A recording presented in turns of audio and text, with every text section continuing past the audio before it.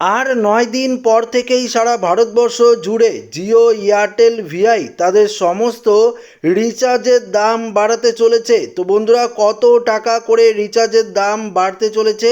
যদি আপনারা জিও, এয়ারটেল বা ভোডাফোন আইডিয়া অর্থাৎ ভিআই সিম ব্যবহার করে থাকেন, অবশ্যই ভিডিওটি আপনারা প্রত্যেকেই প্রথম থেকেই শেষ পর্যন্ত সঙ্গে থাকবেন। তো এই মুহূর্তে আপনারা অন স্ক্রিনে দেখতে পাচ্ছেন, স্মার্টফোন বর্তমান দিনে জীবনের অবিচ্ছেদ্য অংশ হয়েছে সকলের।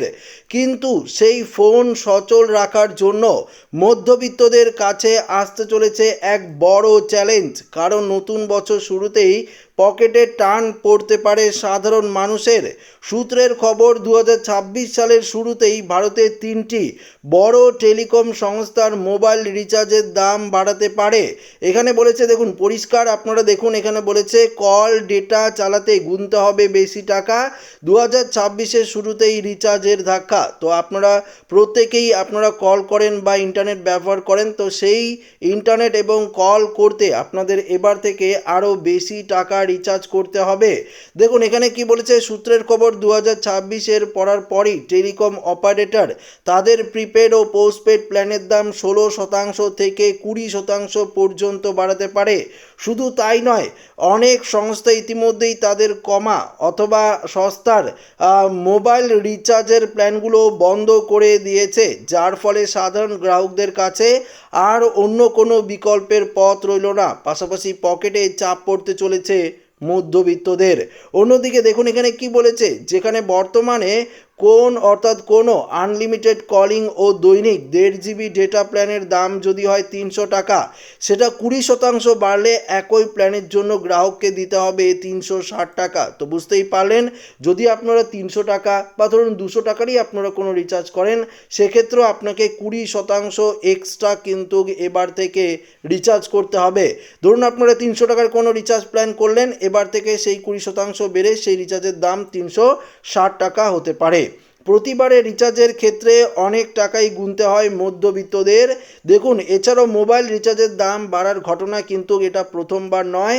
এর আগেও ট্যারিফ বাড়ানো হয়েছে, যেখানে 2019 সালের দাম বেড়ে 15 থেকে 50% করা হয়েছিল।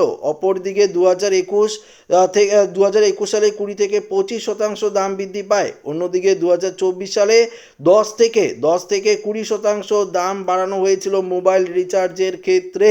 তবে ডিজিটাল ইন্ডিয়ার যুগে এখানে ইন্টারনেট ছাড়া চলা এক মুহূর্তে অসম্ভব। সেখানে বারবার এই খরচ বাড়ানোর ফলে অসুবিধার মুখে পড়েছেন সাধারণ মানুষরা। আর তারপরেই নতুন বছরে বাড়তি খরচের জন্য এখন থেকেই গ্রাহকদের প্রস্তুতি থাকতে হবে বলে মনে করা হচ্ছে। তো বন্ধুরা, যদি আপনারা জিও, এয়ারটেল বা ভিআই সিম ব্যবহার করে থাকেন, তাহলে যদি আপনারা চান, তাহলে 1 বছরের রিচার্জ প্ল্যানগুলো যেগুলো রয়েছে সেগুলো আপনারা আগে থেকে রিচার্জ করতে পারেন। আমিও আগে থেকে রিচার্জ করে রাখি। কেননা হঠাৎ করে যদি দাম বেড়ে যায়, তাহলে বুঝতেই পারছেন, যেখানে আপনারা 300 টাকা দিয়ে রিচার্জ করছিলেন, 20% যদি বেড়ে যায়, সেখানে 360 টাকা আপনাদের দিতে হবে।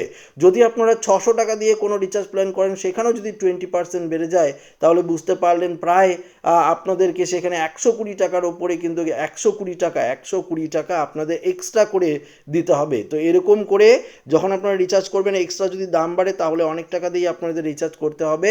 তো এটি একটি দুঃসংবাদই বলতে পারেন সমস্ত গ্রাহকদের জন্য। যদি রিচার্জের দাম বেড়ে যায়, তাহলে গরিব মধ্যবিত্ত যারা এতদিন পর্যন্ত রিচার্জ করছিল দাম বাড়ার পরেও, তারা আর কি করে রিচার্জ করবে, এটা কিন্তু একটা ভাবার বিষয়।